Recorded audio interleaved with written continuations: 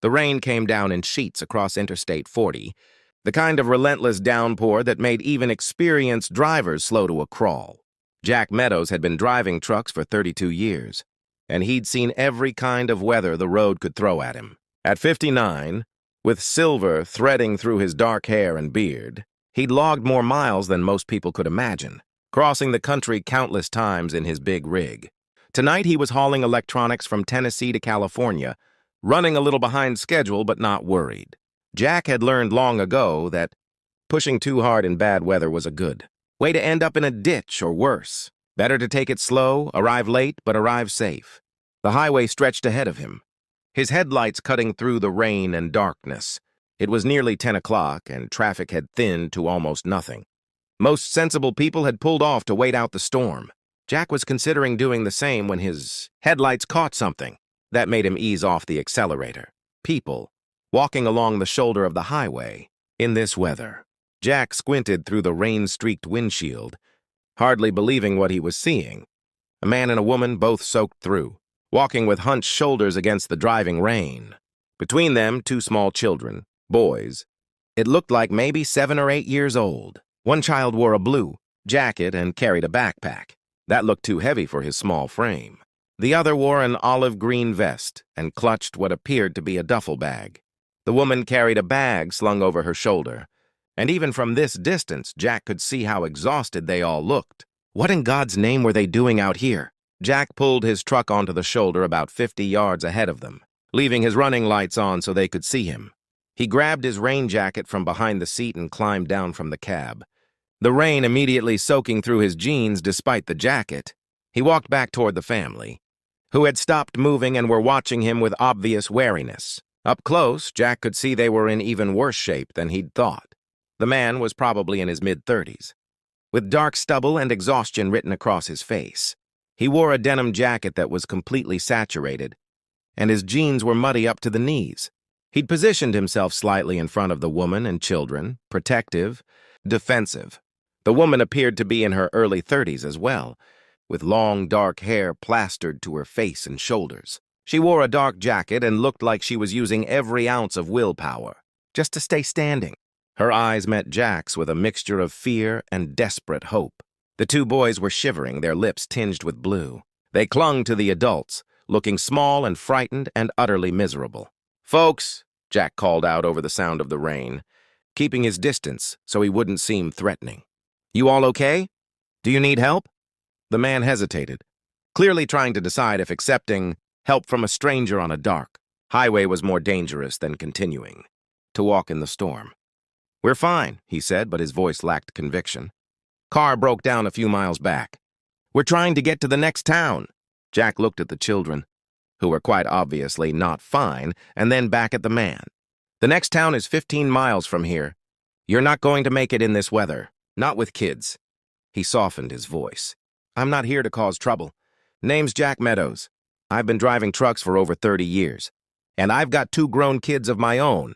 Let me at least give you a ride to the next truck stop. You can get warm, dry off, figure out your next move." The man and woman exchanged a look, having one of those silent conversations that couples have. Jack could see the exhaustion winning out over caution. "I'm Daniel Torres," the man said finally.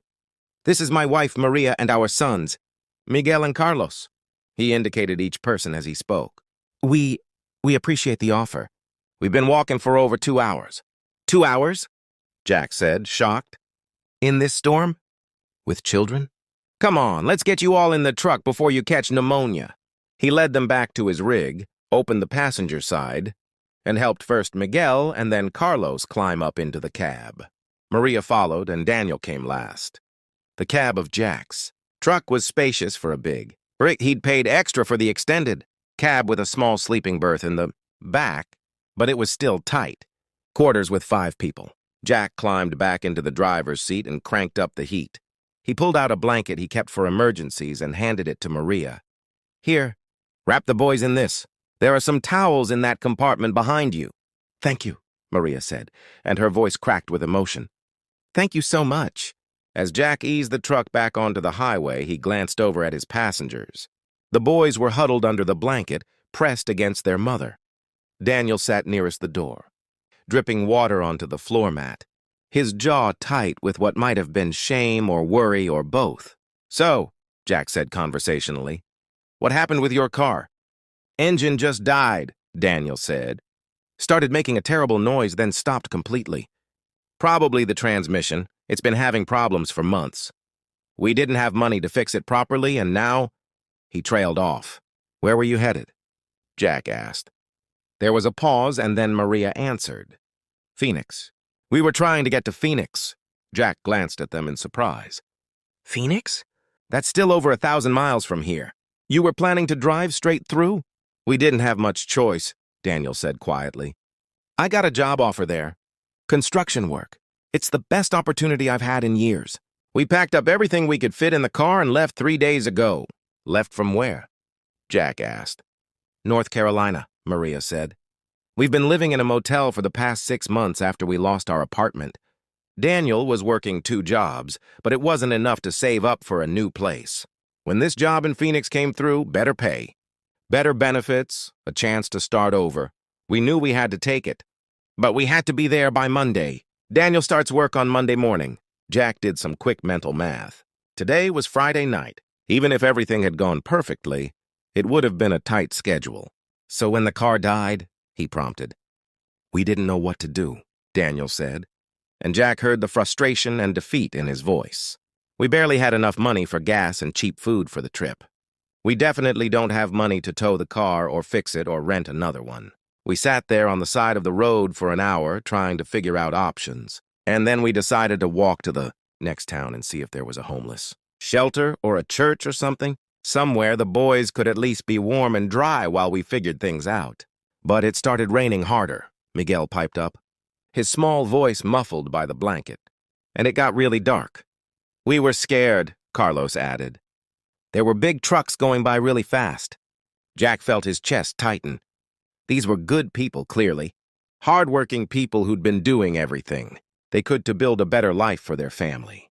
And they'd been walking on the highway in the dark and rain because they'd simply run out of options. "Well," Jack said, "you're safe now. We'll get to the truck stop in about 20 minutes. They've got hot food, showers, a place to sit down and rest." "We can't really afford—" Daniel started, but Jack cut him off. "My treat," he said firmly. "When you have kids walking on a highway in a storm, money's not the issue. Safety is." They drove in relative silence for a while, the only sounds the drumming of rain on the truck's roof and the rhythmic swish of the windshield wipers. Jack's mind was working, turning over possibilities. He was scheduled to deliver his load in California in 3 days. His route took him through Arizona, right past Phoenix, as a matter of fact. He had a big rig with a spacious sleeper cab and an empty passenger seat. And these people desperately needed to get to Phoenix by Monday. It was probably crazy. He barely knew these people. Company policy was strict about unauthorized passengers. There were liability issues, safety concerns, a dozen good reasons to drop them at the truck stop and continue on his way. But Jack thought about his own kids, his daughter Sarah, now 32 and teaching school in Ohio, and his son Tommy, 28 and working as a paramedic in Texas. He thought about how, when they were young and he'd been struggling to make ends meet after his divorce, people had helped him. Neighbors who'd watched the kids when he had to work. Teachers who'd bought them school supplies with their own money. A boss who'd given him advances on his paycheck without hesitation. Kindness had gotten him through those hard years. Kindness and the willingness of strangers to see another person's need and respond to it. "Listen," Jack said as they pulled into the truck stop. "I've got an idea. Let's get you all warm and fed first, and then we'll talk about it." Inside the truck stop's diner, Jack ordered cheeseburgers, fries, and hot chocolate for everyone. The boys' eyes went wide at the sight of real food. Jack wondered when they'd last had a decent meal. Maria and Daniel tried to protest, but Jack waved them off. "Eat," he said simply. "We'll talk after." He watched them demolish the food. The boys eating with the single-minded focus of truly hungry children.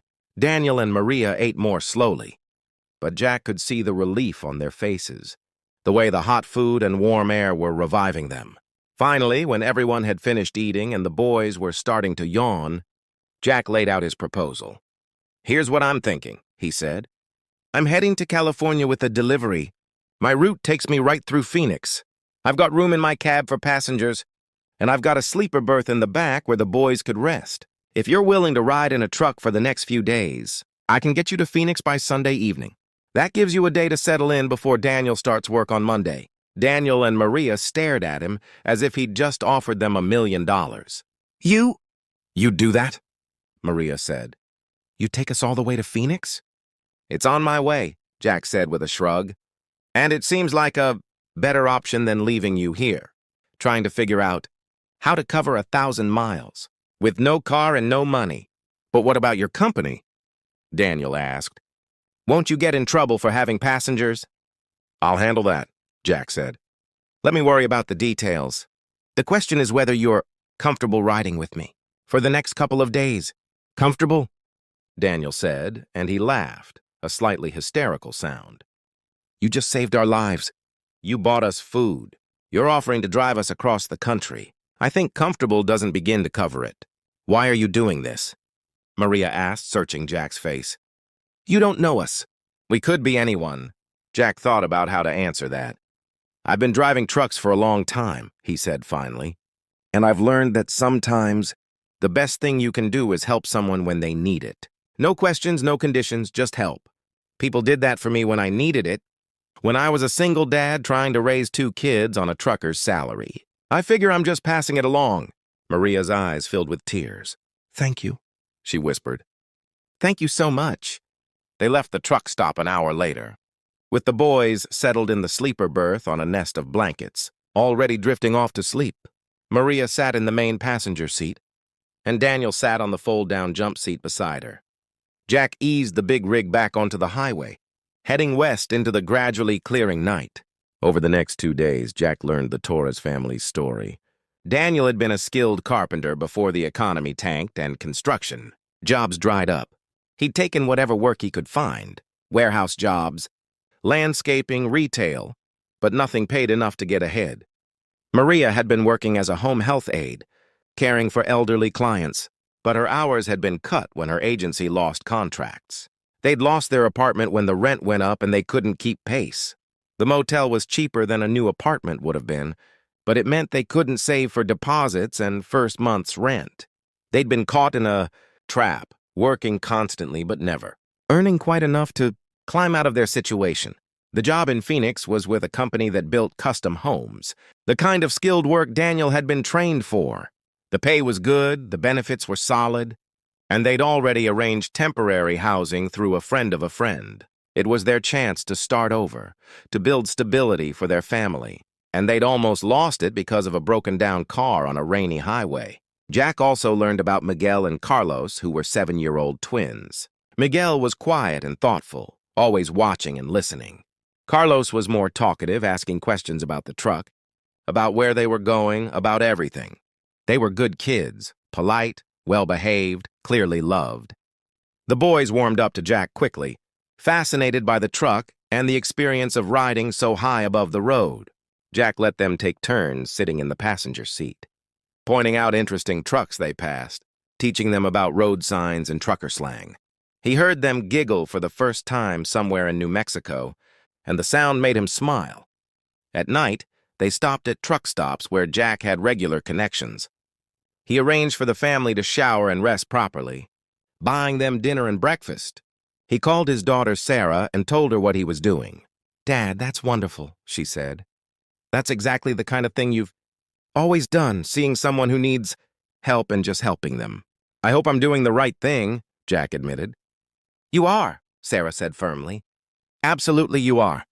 On Sunday evening, as they crossed into Phoenix and the city lights spread out before them, Jack saw Daniel and Maria hold hands tightly, their faces reflecting hope and anxiety in equal measure. "This is it," Daniel said quietly. "This is where our new life starts." Jack helped them navigate to the address they'd been given, a modest apartment complex in a working-class neighborhood. The friend who'd arranged their temporary housing was waiting, and there were emotional reunions and introductions. Jack unloaded the few bags the family had brought with them, refusing offers of payment he knew they couldn't afford anyway. "You've done so much for us," Maria said, hugging him tightly. "I don't know how to thank you." You don't need to thank me, Jack said. Just take care of your family. Make this fresh start work. That's thanks enough. Miguel and Carlos both hugged him too, and Carlos said, Will we ever see you again, Mr. Jack?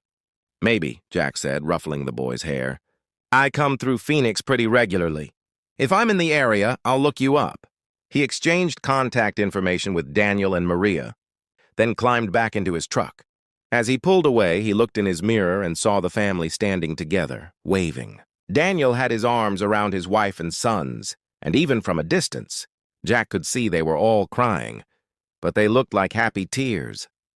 Jack continued on to California, made his delivery, and headed back east. Life returned to its normal rhythm of long drives, truck stops, and solitary meals. But something had shifted inside him. The loneliness he'd grown accustomed to felt different now. Less like an inevitable condition and more like something he might be able to change. He started paying more attention to the people around him, fellow truckers, waitresses, families struggling with car trouble. He started offering help more readily, buying meals for people who looked hungry, giving rides to stranded travelers when it was safe to do so, small acts of kindness that rippled outward. 3 months later, Jack's phone rang with an unknown Arizona number. He answered it to hear Daniel Torres's excited voice. Jack, I've been trying to reach you. I wanted to give you an update. Daniel, Jack said, genuinely pleased. How are things going? Better than we ever imagined, Daniel said. The job is great. I'm working on beautiful homes, doing the kind of craftsmanship I trained for. Maria found work as a school nurse. The benefits are incredible. We saved enough for our own apartment. The boys are doing great in school. Jack, we're doing it. We're actually making it work. That's wonderful, Jack said, feeling warmth spread through his chest. But here's the real reason I'm calling, Daniel continued. My boss, the owner of the construction company, his name is Robert Hayes. He's opening a new division focused on disaster relief construction, building homes quickly for people who've lost everything in floods. Fires, hurricanes. He needs someone to manage the logistics, supplies, transportation, coordination with relief agencies. It's a big job, and he's offering great pay and the chance to travel, but it needs someone who understands logistics, who knows trucking and transportation, who can handle complex schedules. Jack frowned, not sure where this was going. Okay. I told him about you, Daniel said. About how you helped us when we had nothing. About your years of experience driving, your knowledge of routes and regulations. Robert wants to meet you. He thinks you might be perfect for this job. And Jack, this isn't driving. This is management, planning, making a real difference for families in crisis. Would you be interested? Jack sat in stunned silence. A new job, a chance to use his skills in a different way. Work that had real meaning, helping families rebuild after disasters. I'm 60 years old, Jack said slowly. I've been driving trucks my whole adult life. So you understand the work from the ground up, Daniel countered. That's exactly what Robert needs. Someone with practical knowledge, not just someone with a degree who's never actually been on the road. Come meet with him. What have you got to lose? 2 weeks later, Jack flew to Phoenix and met with Robert Hayes, a straight-talking man in his 50s, who ran his construction company with integrity and a genuine commitment to quality work. Daniel tells me you drove his family across several states when they had nowhere else to turn, Robert said. That tells me more about your character than any resume ever could. I need someone I can trust to handle the logistics for this relief division. Someone who'll treat our clients, people who've lost everything, with respect and compassion. I think you might be that person. They talked for 2 hours about the job, the vision, the logistics. By the end, Robert had offered Jack the position, with a salary that was more than Jack had ever made as a trucker, plus benefits and the chance to make a genuine difference. Jack accepted on the spot. He gave notice to his trucking company, sold his personal truck, and moved to Phoenix. For the first time in decades, he wasn't living on the road. He had an apartment, regular hours, colleagues, and he had work that mattered, coordinating the delivery of supplies to disaster zones, working with relief agencies, ensuring that families got the materials they needed to rebuild their homes and their lives. Daniel and Maria became like family to him. He spent holidays with them, attended Miguel and Carlos's school.